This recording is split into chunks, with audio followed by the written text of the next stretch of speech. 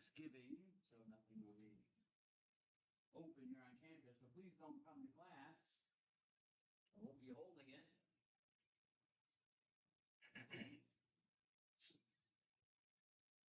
So, I think that's the only thing to announce for now. I guess the only second thing I would mention is please keep up on the readings.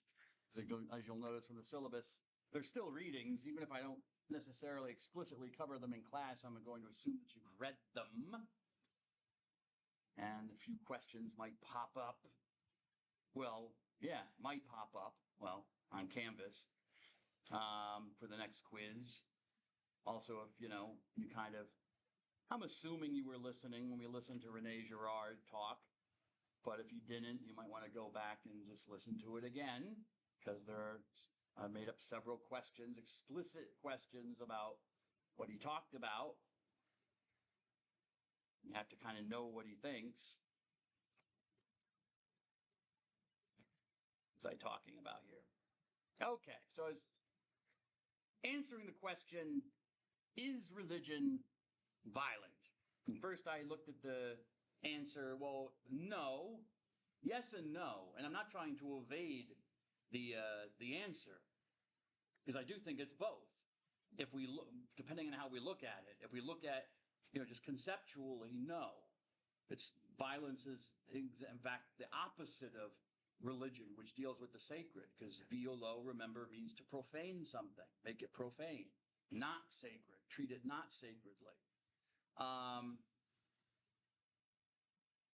And even if we think practically about religion, in practical terms, not conceptually, as I said, when you go into a church or a mosque or a synagogue, you don't expect to see a gun rack. You don't expect to see swords or implements of violence. You just don't. Okay? You don't expect it, although now that I'm thinking about it, I have my memories working on me. When I was up in Toronto doing my PhD, I used to go to the night service at Spadina Presbyterian Church. Yeah, I know I'm Catholic, but, I wanted to actually, hear someone preach from the Bible. Even though I didn't agree with what the minister was saying, but, if you've ever gone to a Catholic mass, a lot of priests are not always competent with the scriptures. Don't get very, they don't deal with them. They talk about other things, but they don't deal with the text and what it means to life, whereas the Protestants usually do. So I appreciated that. So a little prayer and praise thing at Spadina Presbyterian Church. I think it's a famous church. It has a famous reputation in the country. But anyways.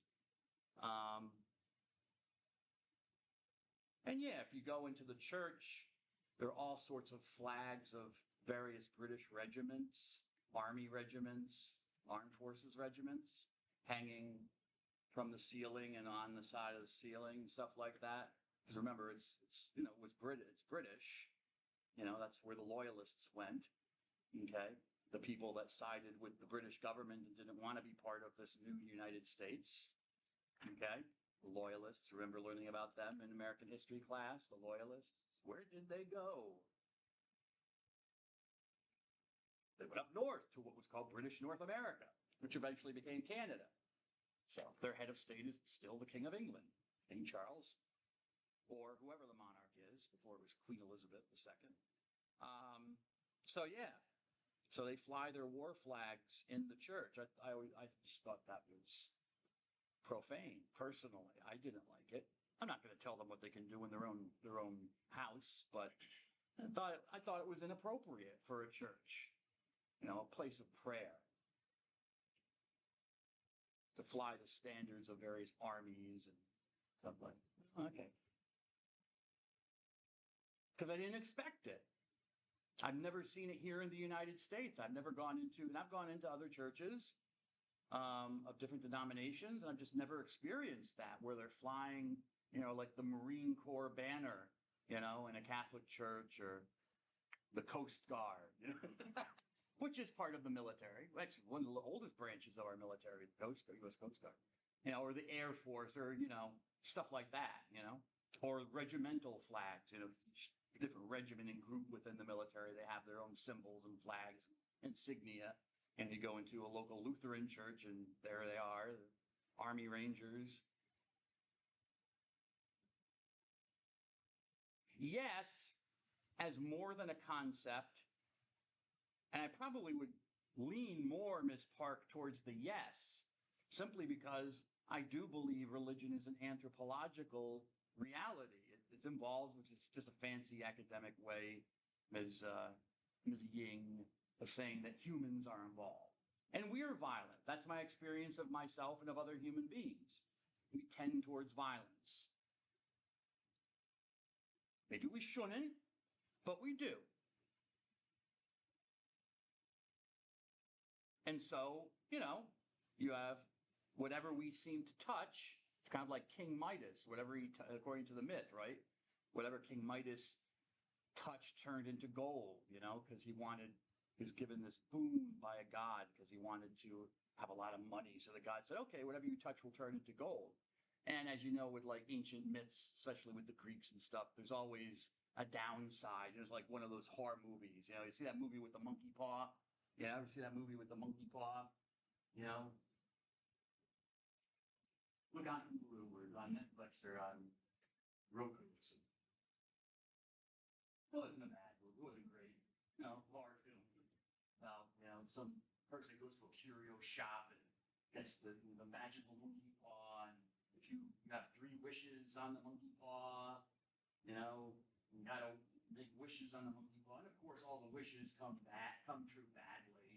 That's why it's a horror movie. They don't come true well. Or if you ever saw the series Wishmaster? Ever see those movies from the 90s, Wishmaster? No? Huh? It's before you, sir. Yes, it's before you streaming. The world is your oyster in ways that you can't imagine that I didn't have access to when I was a kid. I had to go out and get videos from the video store. I had to rent a VCR to watch my, if you didn't do that, you went to the movies. Or you watched it on TV, but 9 times out of 10, you're not going to show the Evil Dead on TV. It was too gory. But the first movie I ever saw on VHS was the Evil Dead, because I heard about it so long. I got to see this one. We went to the drive-in movie theater. Now you have Roku. It's all over the place. You search for it. Monkey Paw, horror movie. Or Wishmaster. They made, I think, 4. First 3 are with the same guy as the Wishmaster. I think it's the first 3. Well, definitely the first 2. 3 or 4 might be 3 or 4 that they used a different guy, and they suck. So don't watch them. But the first 2 or 3 are kind of, I like them. There's a little bit of blasphemy, but just be aware of that. I don't think there's any nudity. So that's not. But yeah, he's a genie. He's a jinn. He's evil, so, is that a wish? What do you wish for, sir? And of course, the wish always goes wrong, How did I get off on that, Mr. Ruddle? Anyways, go back to my notes. Oh, so Midas, anything he wished for, being able to have a lot of money, and the god said, okay, I'll give you the power to turn stuff into gold, except he turned everything into gold, even his family members, people he loved, he touched, his food, so he couldn't eat, everything turned into gold.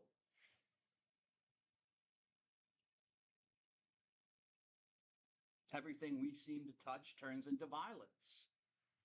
Politics, political violence, sports, which are, of course, not all sports are violent by nature in a way, but a lot of them are involved that. But you still have fights, and I mentioned soccer hooliganism, the fans beating each other up in the stands and stuff like, or soccer riots or riots over sporting events. Here in Philadelphia, the Philly Eagles won last year, right? They won the Super Bowl. Anyone burn anything down? Any arrests during the celebration? Probably. Probably. But there have been, I know, because I've seen the news stories, Some team wins the NBA championship and people like want to burn down half the city to celebrate.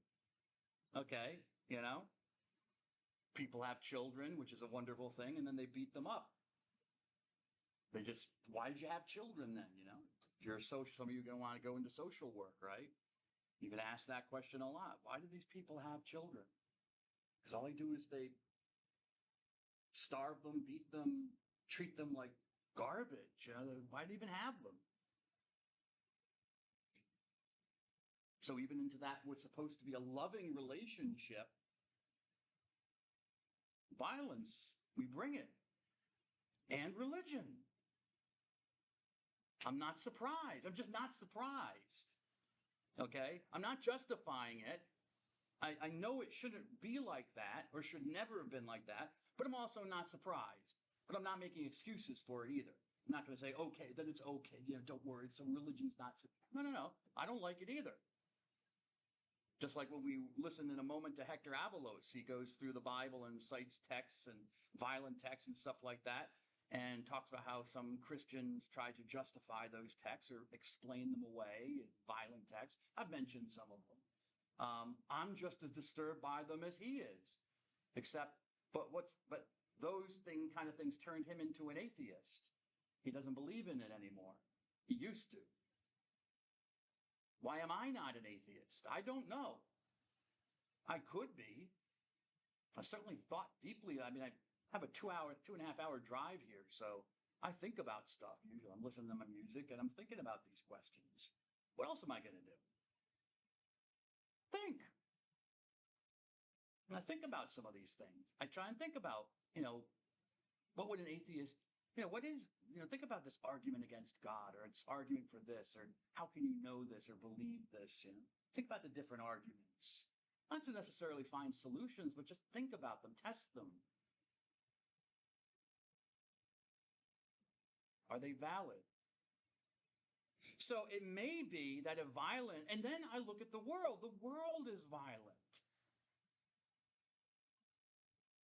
I got a kitten about a month and a half ago, or a month ago. She's beautiful. I love her.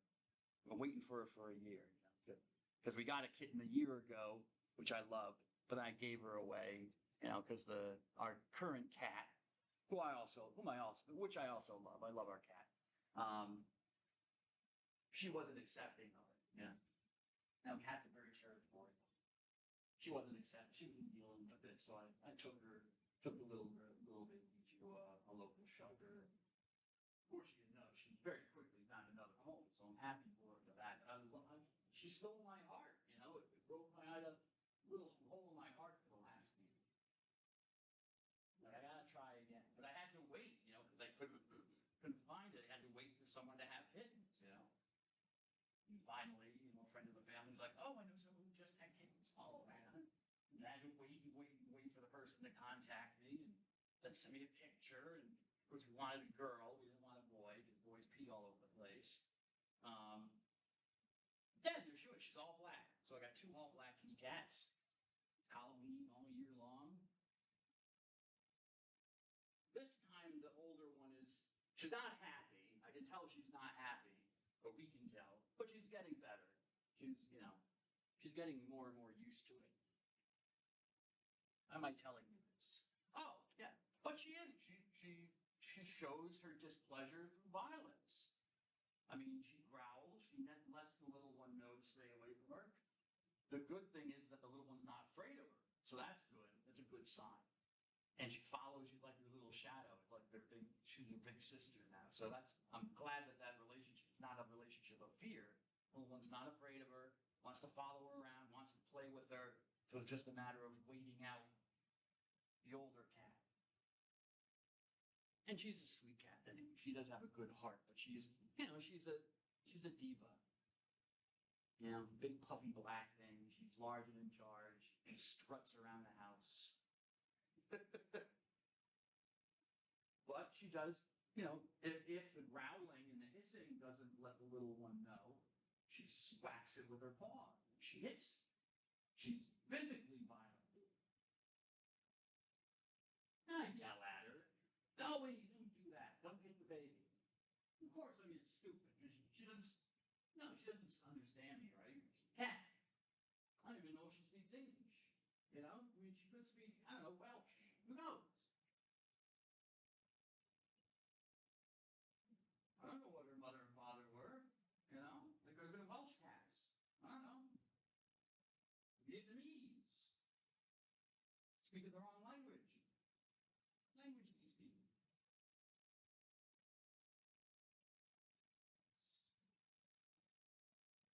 Going fine.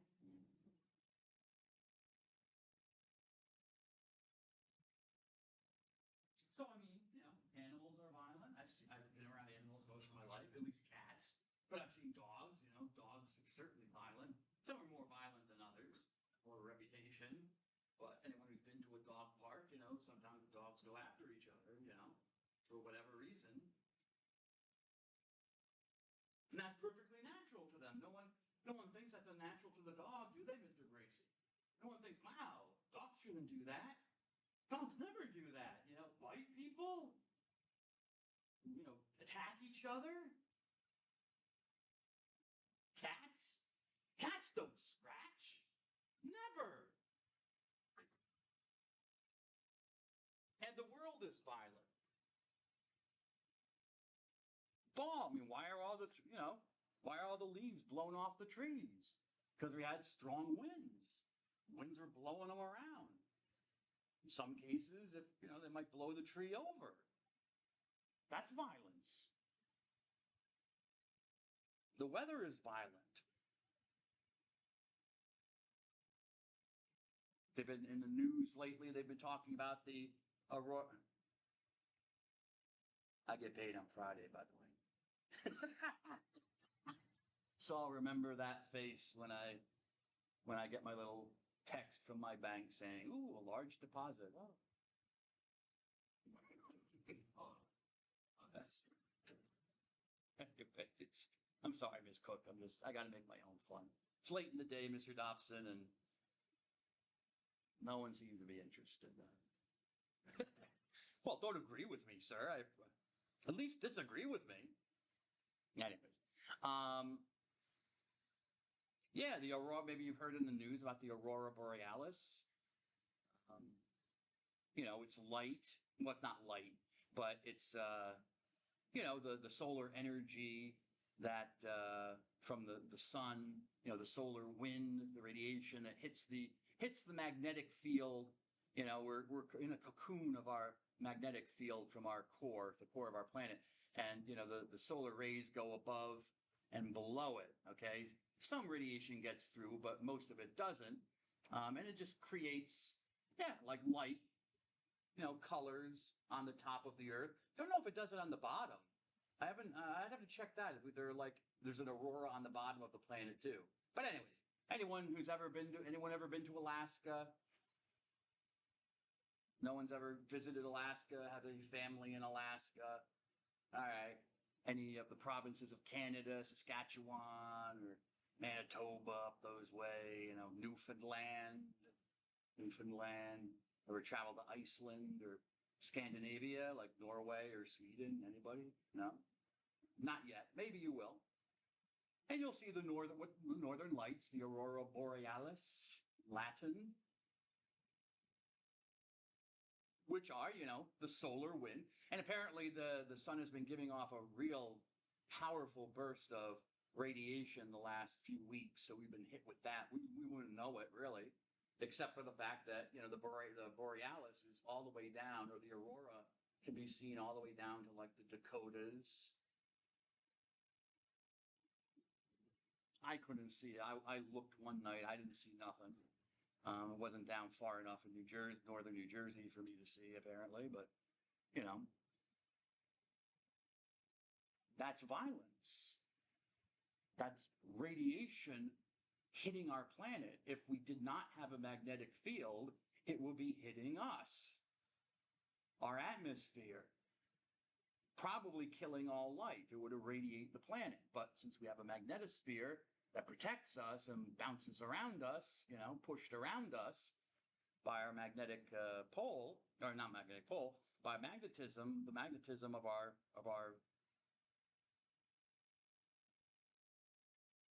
molten core. It's going to say solid. It's non-solid, molten. I was looking for the word. Yeah, we're protected from it, from that violence. So, I mean, again, I'm not surprised, I guess, about violence.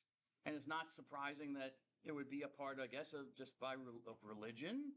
It's another, and be part of religion, that human beings would kind of acknowledge that violence is part of the world. And so maybe you have a god for violence, like Ares, the god of war, or Kali, this female goddess. Well, that's kind of a redundancy. Goddess already means female. But a female god, Mr. Gaines. What happened to Mr. Henry? Where'd he go? He just up and left? I was book bag right here. Right to the back. But he's not in his book bag. So he's up. Okay, thank you, sir. And I mean, look at how she's portrayed. She's beautiful, but she's deadly, you know? Severed heads. She wears severed heads as a necklace, severed arms as a skirt, kind of. She has a big sword. She's trampling in a sea of blood. Okay? Yeah, she's a goddess you don't want to mess with. Because she's kind of like the goddess of violence in Hinduism. If we take world religions with me next semester, Mr. Saunders, I will talk about Kali, okay, and tell you the story of how she came to be like this. Why is she trampling or running around, stomping around in a sea of blood, okay, holding a man's severed head, actually a demon's severed head. Problem with Kali is that she gets out of control, like violence can get out of control. But it's acknowledged in Hinduism. You have a whole god for it. She's a vicious, vicious god. She's not the nicest of gods. But religion wants to control that too. You can control Kali. You can control violence, and religion provides ways to control. But the problem becomes, as I said, it becomes more acute. The problem becomes harder to resolve for, say, the monotheistic religions, or what you might call the Abrahamic religions, after Abraham, the ancestor of the Jews. So you have Judaism, Christianity, which is a form of Judaism, and then Islam, which comes out of influences that are both Jewish and Christian. And in those religions that claim that there is a God who is all good or completely good, compassionate, kind, peaceful. How does violence work there? How do you integrate it into that kind of religion? Hinduism seems to be able to do it, just acknowledges there's violence and they have a god for it. And I guess if you want to avoid violence, you avoid Kali, or you make the proper sacrifices to her so there won't be violence.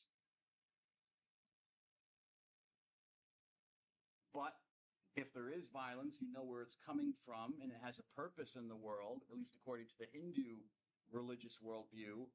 But violence doesn't really make sense in Judaism, Christianity, or Islam, because God is presented, as I said, as kind. All right. He does no harm. But he also does punish. People, God punishes people a lot in the Bible. Or threatens punishment. Okay? And so, I mean, you can have violence as part of a loving relationship. You can have love and violence. You can love your child, but still spank him or her if they do something wrong. Used to, in the past, when I was growing up, spanking was still a thing. Now it's, like, you're the devil. You're like Adolf Hitler if you do that. Okay, fine. No physical violence. But parents can still, play psychological violence. Time out. Go to your room. And, of course, yell at you. I think it's okay if parents still yell at people, right? Yell and scream. So some forms, less physical forms of violence are tolerated, directing energy, because sound energy is sound energy. It's not nothing, okay? And some forms of as I said, psychological violence, like limiting the child's movement, where they can go, what they can do, sending the person to his or her room for the rest of the night, or grounding them. They can't go to play things that they like to do. Well, what's the purpose of these things? It's to hurt them, but not physically.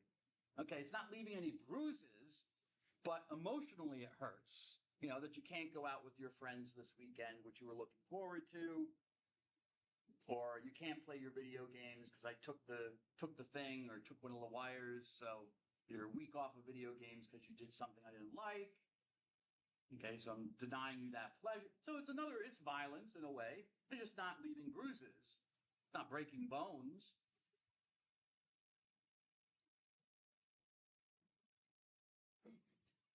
But your parents did it to you because they loved you. I I assume. They didn't do nothing to you.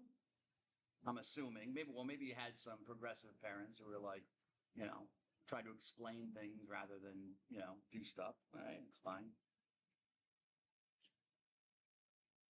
I'm assuming this is like Pennsylvania, so Philly, parents were more proactive, No? If your parent, I'm not asking for examples. I'm just saying I know what my parents did to me. I've seen parents do to their kids out in public, or heard them say that they do. I'm assuming they're not doing it or they're causing short-term pain, not to really harm the kid. It's because they love the kid, and then the kid has to know what's appropriate activity in society, what isn't.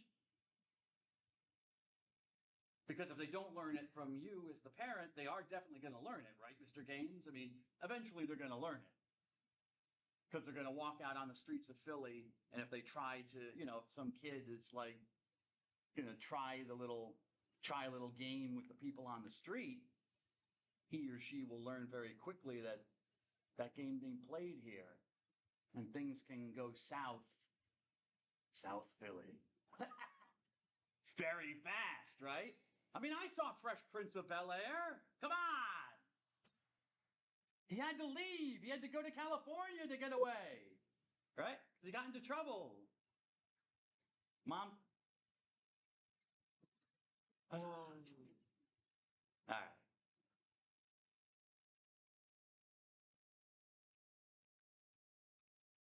But I'm assuming that his mother, this is a story all about how, right? Will Smith, right? I got in a little trouble. He got in a little fight, right? And his mom got scared and sent him out to his uncle, right? His uncle, his rich uncle, the judge, out in California. So he'd be safe. Well, what's she worried about?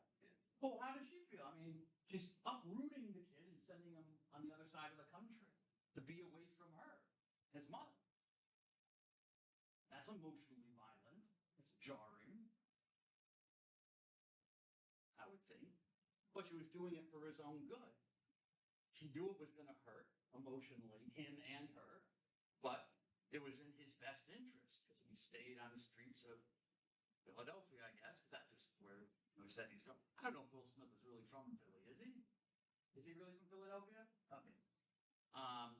So that he was going to get into trouble and maybe end up beaten up, maybe dead, or who knows? That's how parents think. They never think like you're ever okay. When you're out late and stuff like that, whenever you're out late, mom and dad think you're dead somewhere.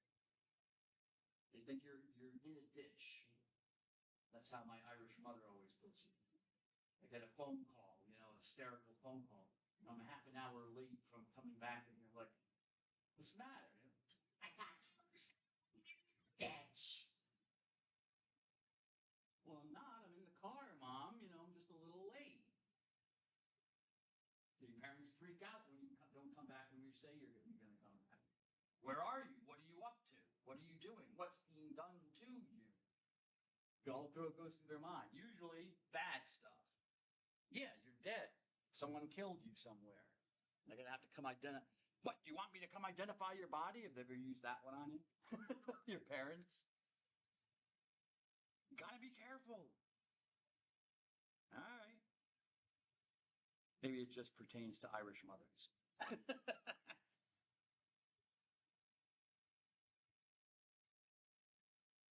They assume something violent has happened. And they love you and they'll use violence. They'll yell and scream at you or do stuff to you that you don't like, that makes you emotionally harmed. But because they're trying to teach you, because they know if you don't learn it now or then, you will learn it later, and you might learn it in ways that you really don't want to learn it. All right. So we can see that, I guess, in the conception of God in certain religions. God is loving, yes, and he'll reward, but he'll also punish. He'll test me, you know? He'll try to make me better by giving me challenges, which might be painful challenges. Or he might be using pain or harm to redirect me. You know, God can foresee that I'm going in a certain direction which will not be beneficial for me in the long run. So if in the short run he gives me some punishment for what I'm doing wrong, it can redirect me in love. How is that loving? Well, just like I told you with your parents. You know, you go for some short-term harm, emotional harm, or physical harm. Like there's still parents who they won't say they do, but still might give their kid a little smack on the butt or something, or flick the kid in the. A lot of times, I think flicking in the head, people get away with that. God bless you. Ever seen this? You know, bam! You know, father or someone will flick this kid in the head to let him know that, you know, don't say that, don't do that. And you tolerate that because you know in the long run it's going to be beneficial. So why can't a God do that as well? So you find that, I'm just saying, you know, why can't God treat humans in the way we treat humans? That would make sense to me to find that in religion if it's a human reality. All right. Hector Avalos. Let's get to his idea of violence and religion. Hold on a second. I'll start it. Professor of Religious Studies at Iowa State University, and I'm honored to have you here, sir. He's dead now, unfortunately. He was May a rest in professor peace. here in 1996 and master teacher in 2003 and 4. A former fundamentalist preacher and a faith healer, Dr. Avalos is now one of the few openly atheist biblical scholars in academia. Born in Mexico, Avalos received a BA in anthropology from the University of Arizona in 1982 and a Master of Theological Studies from Harvard Divinity School in 1985. In 1991, he became the first Mexican American to earn a PhD in Hebrew Bible and Near Eastern Studies at Harvard. He is the author of and editor of 9 books, including Fighting Words, The Origins of Religious Violence, The End of Biblical Studies, 2007. His forthcoming book is The Bad Jesus, The Ethics of the New Testament. The Ethics of the New Testament. And it's available at the back. That's right. So without any further ado, it's with great honor that we bring such an esteemed man, Dr. Hector Avalos.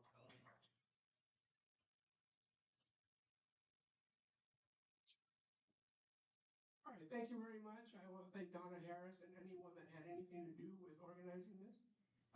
This is my first time in Winnipeg, and I like what I've seen so far. Well, today I'm going to speak about a timely topic. It's about religion and violence, and I have developed a new theory for the role of religion and violence, and I'm going to tell you a little bit about it. Religion and violence has received renewed attention since September 11th. So if you look at the scholarship of religion and violence and the number of books produced on religion and violence, you'll see an increment right after 9/11. So a lot more scholarship was produced right after. A lot of people say that new atheism was in part a reaction to 9/11.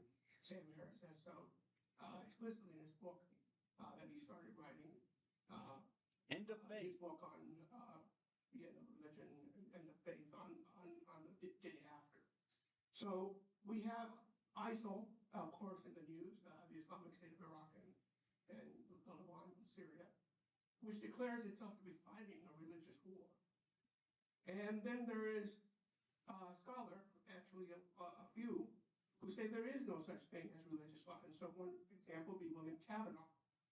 And my book featured at the first slide there, the Finding Words, is in part a response to William Cavanaugh.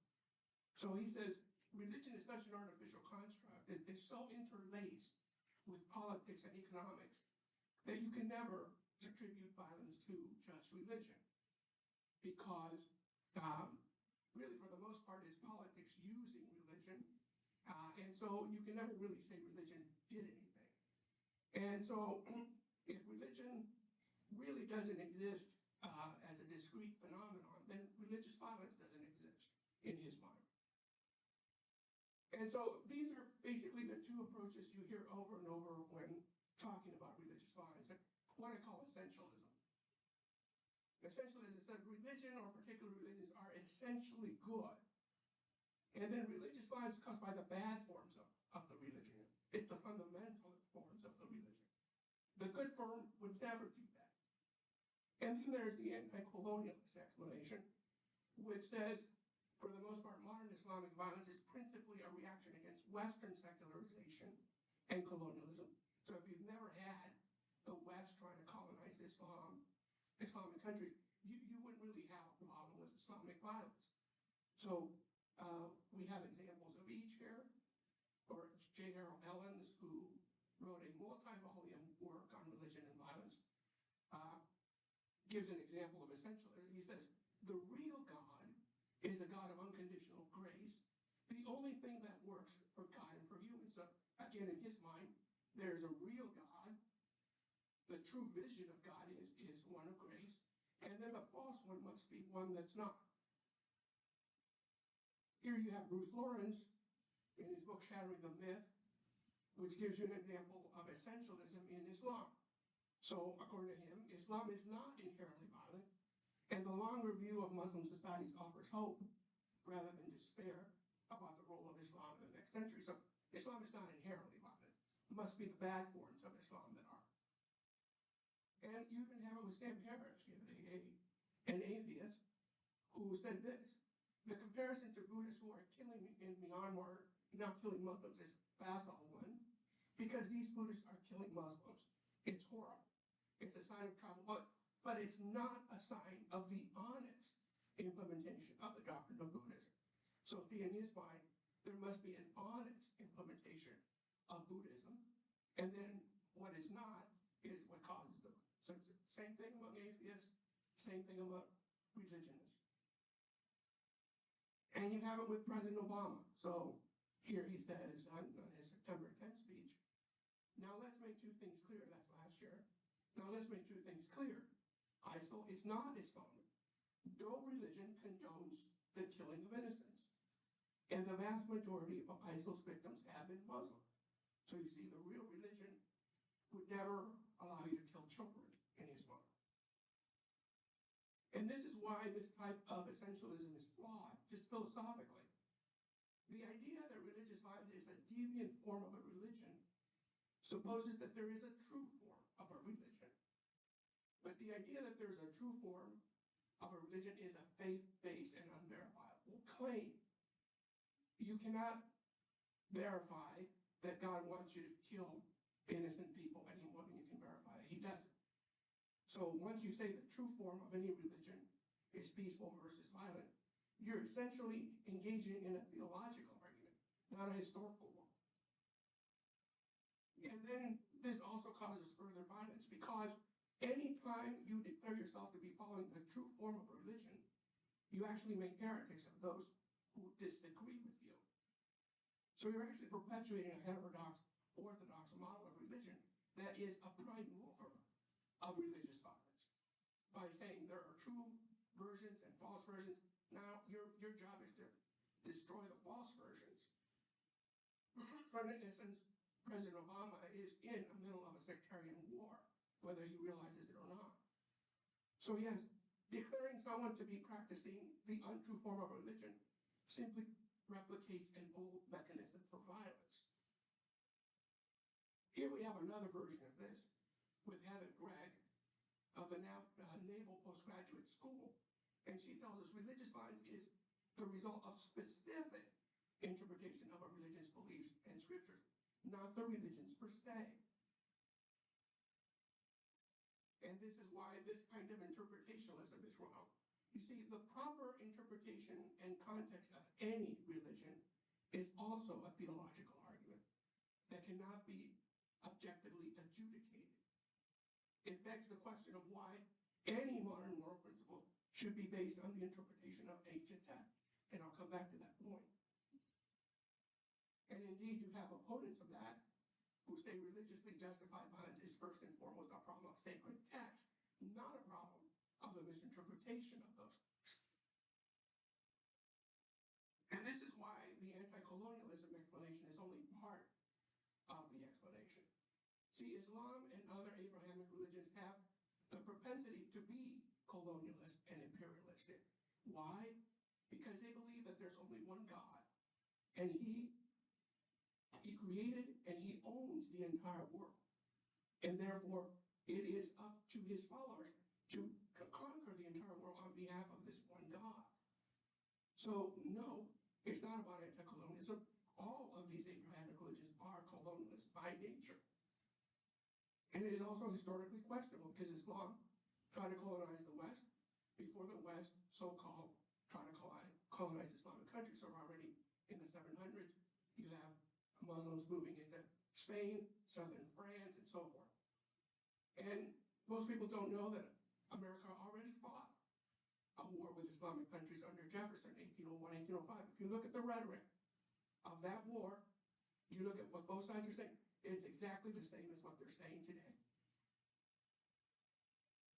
The theory is based on one, partially based on one that was expounded by Regina Schwartz in her book, The Curse of Cain. And she said monotheism is inherently violent. It is inherently violent because monotheism creates insiders and outsiders automatically. Those who follow the one God are the insiders, and those who don't are the outsiders. So you already have a division. Anytime you have monotheism, you're going to have that dichotomy.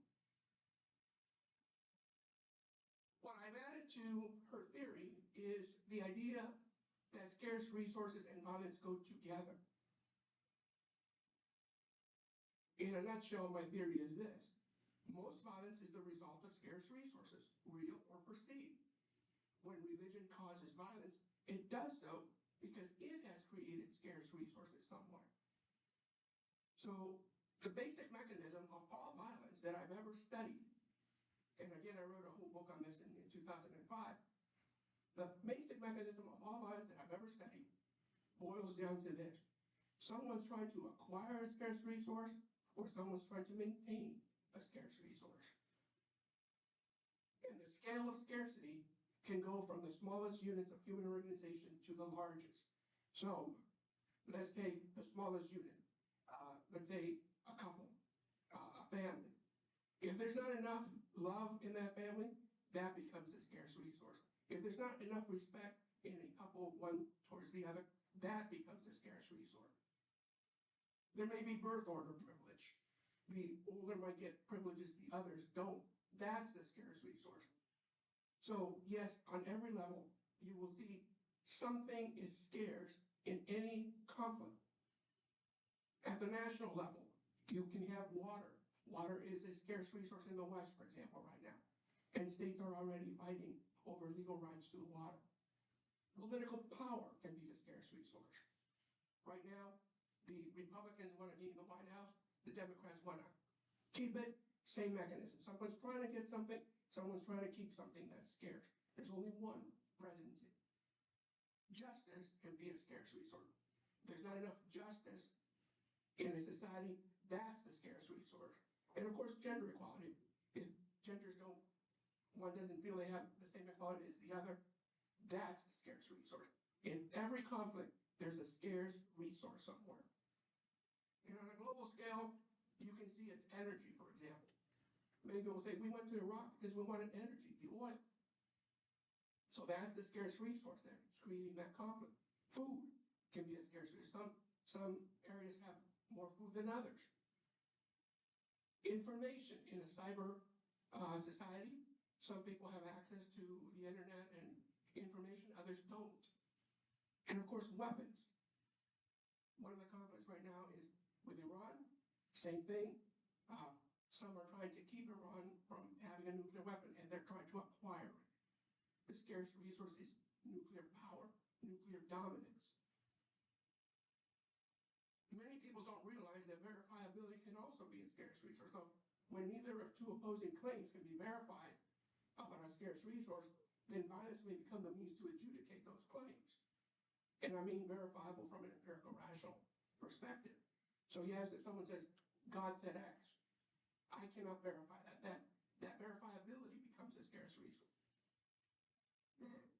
So scarcity and conflict is not what's new about my theory. I mean, you can go back to Thomas Malthus and see that. What's new is the idea that religion itself can create this perception of scarcity. So religion is premised on the existence of supernatural forces and or beings whose existence cannot be verified by anyone. So religion by its very nature creates that scarce resource right there. And this is what my theory does not say before I go on to give you more specific examples. My theory does not say that all violence is due to religion, nor does it say that only religion causes violence, nor does it say that religion always causes violence. A better summary is when religion causes violence, it does so because it has created a scarce resource somewhere. So if you look at the history of the Abrahamic religions, there are four that have caused violence over and over and over. One is scriptural access to God's will. The second is sacred space. The third is group privilege. And the fourth is salvation. All of these can be seen as commodities. Take inscripturation. The idea that God reveals himself only in a particular set of texts. Not every book has God's word. Only this particular set has God's word. You create a scarce resource. Only this text has it, and others don't. Doesn't matter how many copies. Pause it and rewind it a little bit for that. So if you're listening, you can write that down, or at least take note of it again. He says scripture, sacred space.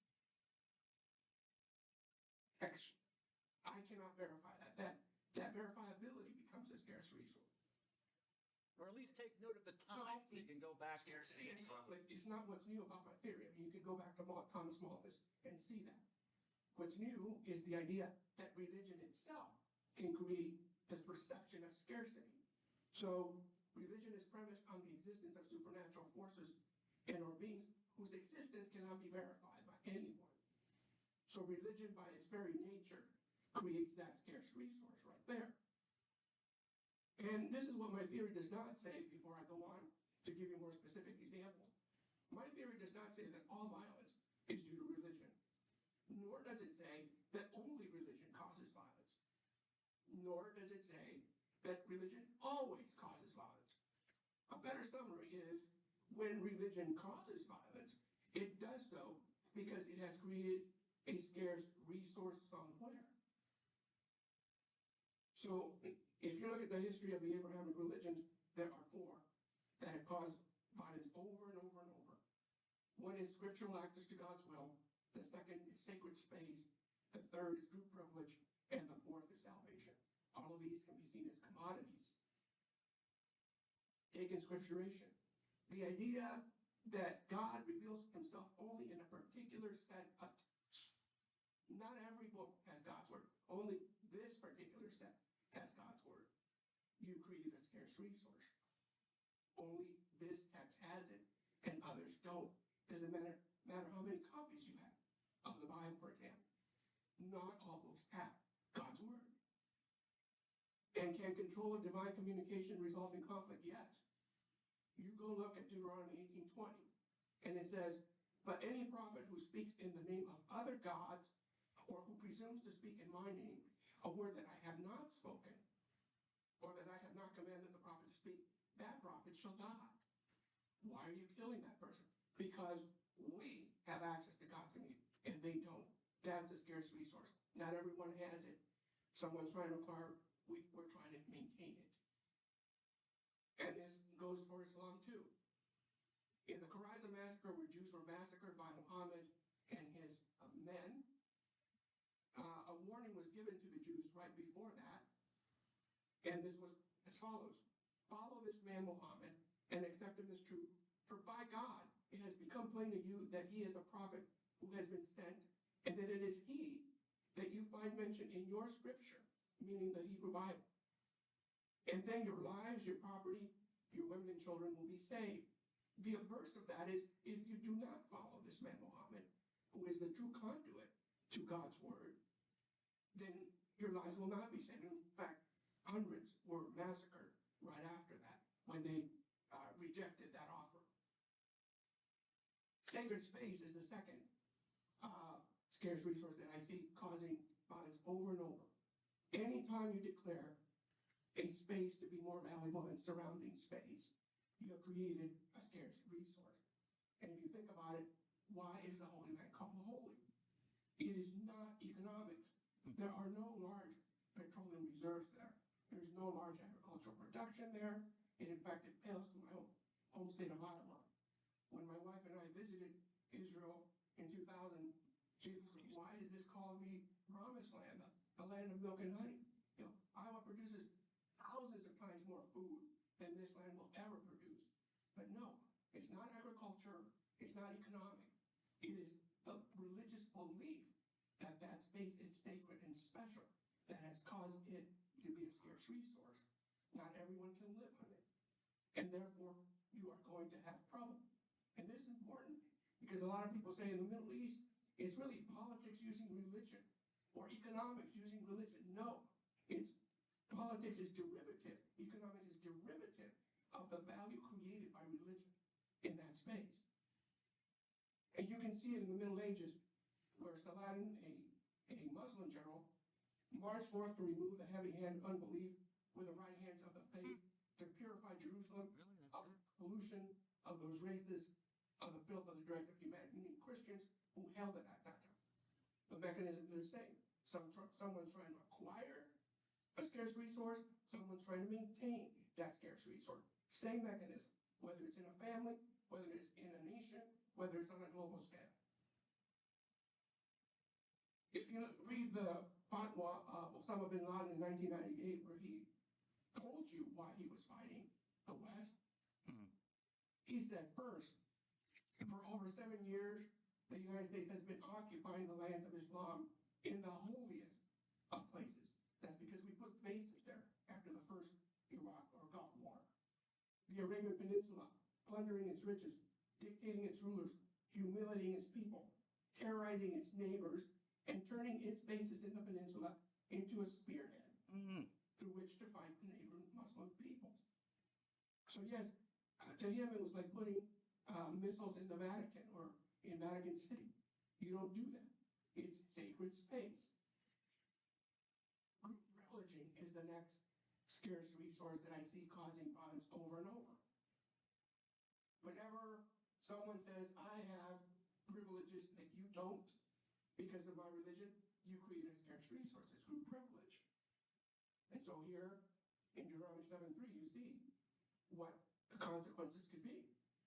When the Hebrews were told not to marry their non-Hebrew neighbors, they were told this: do not intermarry with them, giving your daughters to their sons or taking their daughters for your sons. But this is how you must deal with them.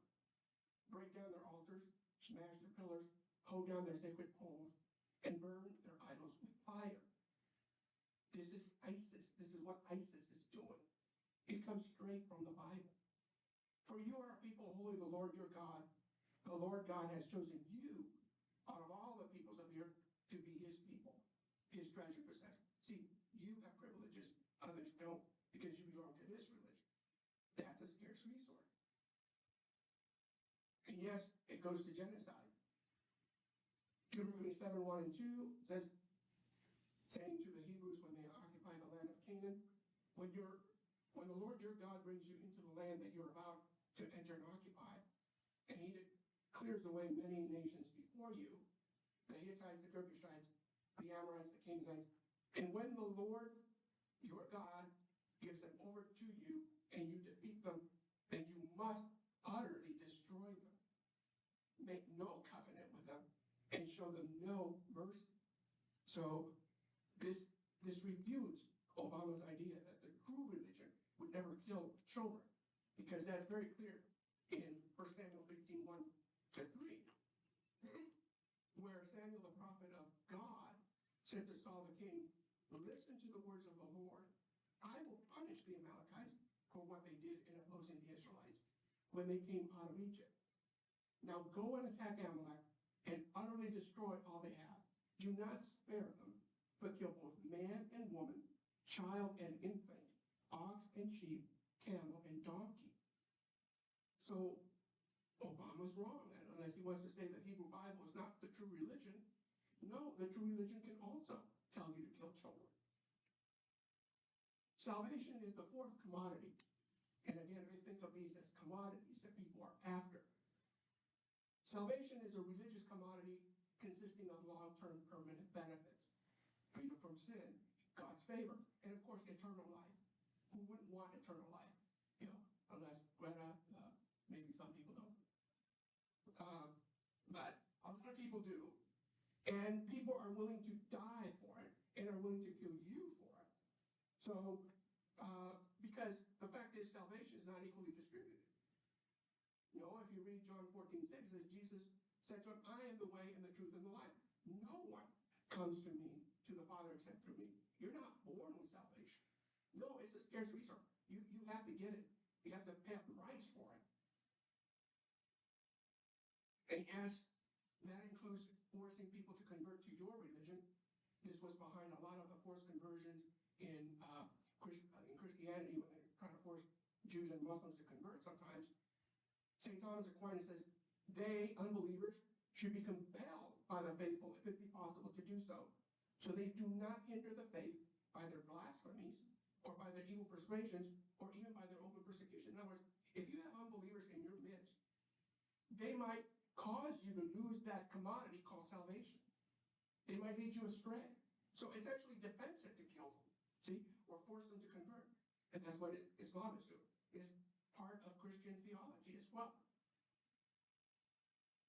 And it's very important to differentiate between what I call somatocentric ideologies and pneumatocentric ideologies. These are fancy words for whether you emphasize the body or the immaterial part of you. Somatocentric ideologies focus on violence to the physical body, including emotional and mental aspect. So somatocentric ideology says your body is all you have. That's all you are. A pneumatocentric ideology says, no, you are composed of at least two things, a material part and an immaterial part. We call it the soul or the spirit. And that's actually more valuable than your body. So it is permissible to destroy bodies for the sake of the soul, because actually that's more valuable. So when Muhammad Atta flung himself into the towers on 9/11, he didn't care about his body. He cared about his soul, and that's the achievement of paradise, that other commodity that you can't verify exists here, but he believed it did. So, and this is very important, because often in arguments, against evolution, they say, well, Darwinism, evolution is a materialist ideology that devalues life. It's the opposite. It's pneumatocentric ideology that devalues human life. And yes, that includes Jesus. If you go and read my book on the bad Jesus, I talk about all the ways that Christians try, and even atheists try, to say that Jesus may not be historical, he may be a myth, but he was still a good guy. No, he was not. So in Matthew 10:34, for example, a lot of people love the peaceful, Jesus. He says the opposite. Do not think that I have come to bring peace to the earth. I have come not to bring peace, but a sword. For I have come to set a man against his father, and a daughter against her mother, and a daughter-in-law against her mother-in-law. Whoever loves father and mother more than me is not worthy of me. And whoever loves son or mother more than me is not worthy of me. What Jesus is doing is creating a scarce resource. You cannot have equal love for everyone. You have to have more for me, See?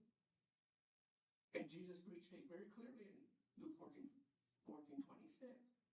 Whoever comes to me and does not hate father and mother, wife and children, brothers and sisters, and even life itself, cannot be my disciple. Whoever does not carry the cross and follow me cannot be my disciple. You have to hate your own life more.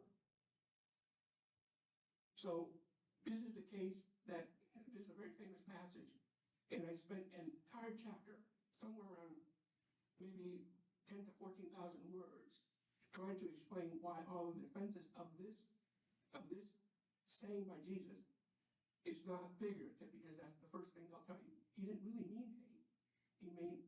He meant love me more. Which, is it really better to say that? No. Or he meant really, separate yourself. No, he didn't. The Greek word nesel can only mean the opposite of love in every instance I looked at. So, and this is the other part that people don't get. Yes, Jesus did say, if you're struck on one cheek, turn the other. But most people don't realize that Jesus is not preaching nonviolence.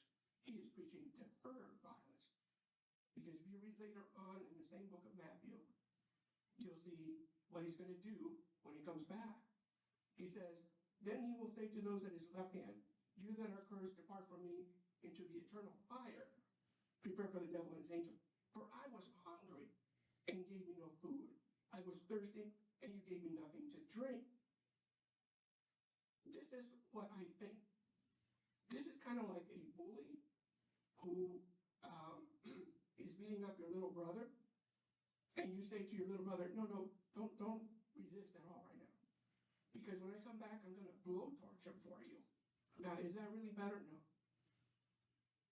So, yes, the New Testament is much more violent than the Old.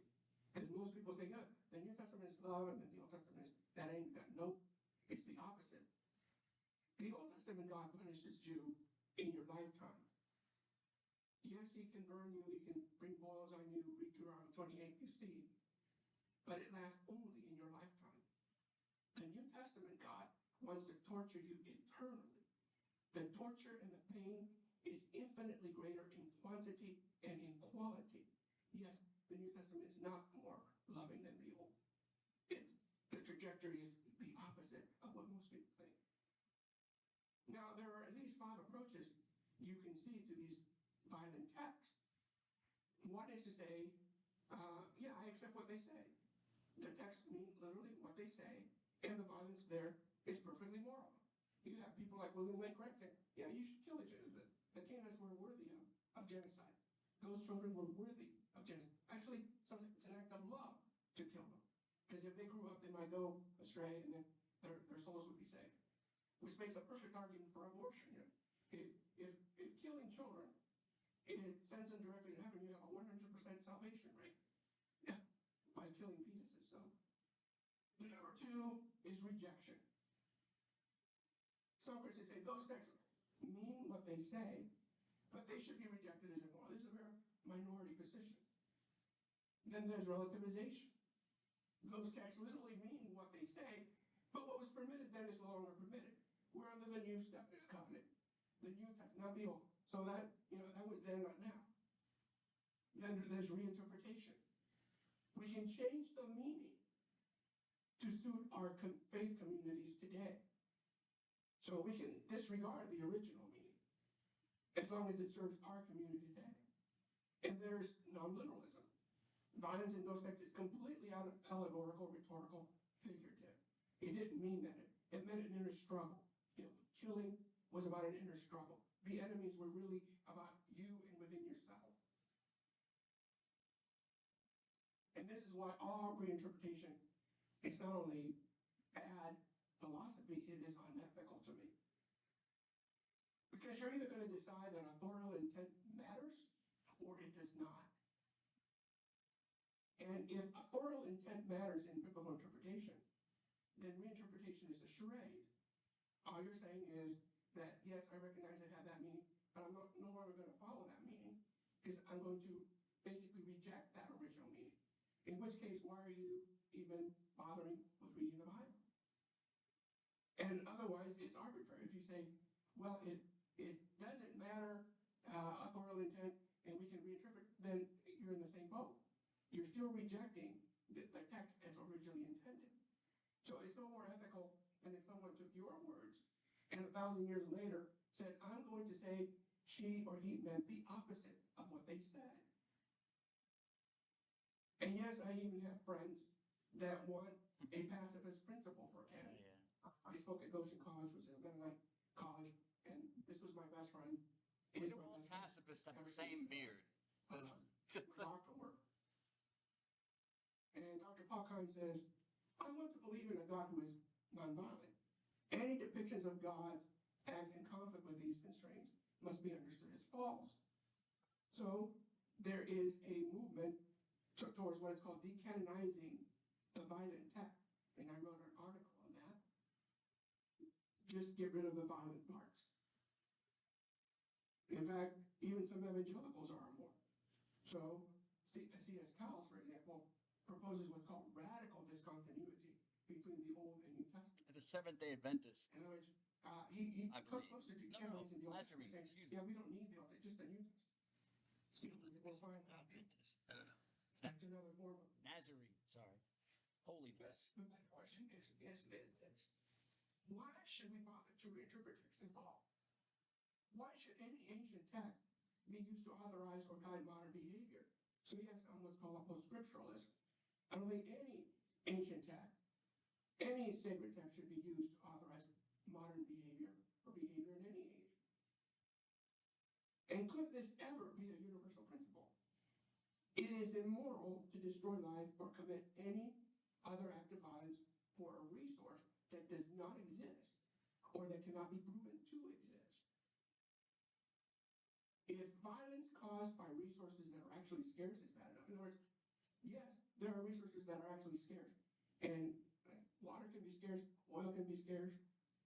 If you think it's immoral to fight over oil, and it's even more immoral to fight over resources that don't exist, because in that case, you're actually trading real lives for things that aren't there. And things that don't exist must have zero value ethically. And you're trading things that do exist, which must have more than zero value. Therefore, it should always be immoral to trade a real life, a real thing, for a resource that does not exist. So yes, religious violence is always immoral. What exists is being traded for what does not exist and what cannot be proven to exist. That's why religious violence is always immoral. Secular or non-religious violence sometimes immoral. Because sometimes you can be fighting over something that is actually scarce. And it might be worth fighting for. Your life, for example. Self-defense. You're the last one to vote, etc. So yes, what I propose is a zero tolerance option. I would say any scripture that at any time endorses genocide or violence based on religious grounds deserves no moral authority. It does not matter how many other texts you'll find in that same book preaching love or preaching kindness. As long as there's one text that says you should kill everybody because of their religion or mistreatment or whatever, that text deserves no moral authority. Historicity is irrelevant because there's a movement right now, even among evangelicals, to deny that the genocides described in Samuel, some of the ones I just read, actually happened historically. It used to be the opposite. They would argue for the historical validity of those episodes. Now they see the problem. Now they're going the other way. No, they really are figurative, or it's just rhetorical. It doesn't matter. The principle that genocide is ever valid is what counts. So just the idea that someone in the Bible, an author, thought it was valid to kill people because they were of a different religion is enough to consider them immoral, whether they did or not. Given all of those, I have pessimistic scenarios and optimistic scenarios for the future. All right. Then he goes on, then there's question and answer, but I think that's enough. That's enough to digest for now. We'll talk about it on Tuesday when we come back. Remember, don't come on Thursday. But please come back on Tuesday. Appreciate it.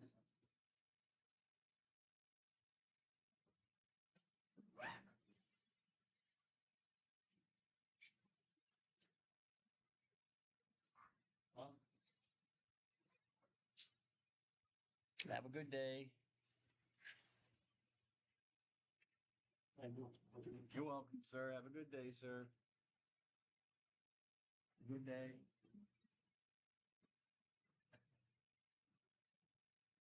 See you, Miss Rogers. Mr. Rops. You're welcome, miss. See you, Miss Park. See you, Jasmine. Good day, Ms. Ying. Yes, Mr. Gracie. Good day, Mr. Saunders.